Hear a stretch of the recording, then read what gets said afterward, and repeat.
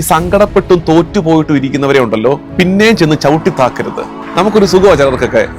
നീ കാണിച്ച മണ്ടത്തരമല്ലേ അത്, അവൻ ആ മണ്ടത്തരത്തിന്റെ ഫലം അനുഭവിച്ചുകൊണ്ടിരിക്കുക, ഇനി അവനെ താക്കരുത്. അന്നേ ഞാൻ പറഞ്ഞതല്ലേ, ശരിയാ, കേട്ടില്ലായിരിക്കും, പക്ഷെ ഇപ്പൊ വീണിരിക്കുക. വീണവനെ ഇനിയും നിങ്ങൾ കാല് തട്ടി വീഴിക്കരുത്.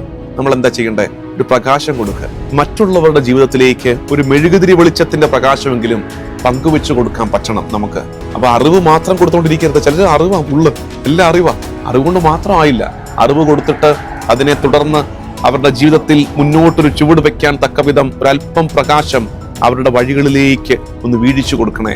ഒരല്പം വെട്ടവും വെളിച്ചവും അവരുടെ ജീവിതത്തിൽ കൊടുക്കണം. അത് നമ്മുടെ കുഞ്ഞുങ്ങളാകാം, ജീവിത പങ്കാളിയാകാം. പ്രത്യേകിച്ച് ശ്രദ്ധിക്കേണ്ടത്, തളർന്നും തോറ്റുപിരിക്കുന്നവരെ പിന്നെ നമ്മൾ ചെയ്യേണ്ടത് ഉപദേശിക്കരുത്, അവരെ കുറ്റപ്പെടുത്തരുത്. അവരൊരു കൈപ്പേറിയ അനുഭവത്തിലൂടെ കടന്നുപോയിക്കൊണ്ടിരിക്കുക. ഇനി അവരെ ചെയ്യേണ്ടത് മെല്ലെ അവരുടെ കൈ പിടിക്കുക. കൂടെ ഉണ്ടെന്ന് പറ, അതവർക്കൊരു പ്രകാശമാണ്.